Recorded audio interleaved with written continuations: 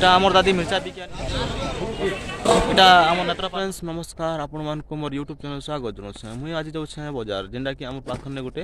बजार बस तरबोड़ तो हेन मके सामान देवार अच्छे जेनटा कि आम चाष करसूँ तो यहाँ आपण मैंने देखिपे बरबटी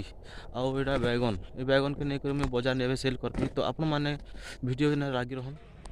फाइनाली मुई बजार के पहुँची कर मोर सामान के बिकी बुका सारी कर वेट करें क्या जी कि सामान के बिकला पर वेट करा पड़े से सामान सेटिंग सुटिंग करी आमको पैसा देसन तो टी भीतर के जिमा बजार भीतर के देखमा गंदा गंदा चलुचे भितरे चटक बजार के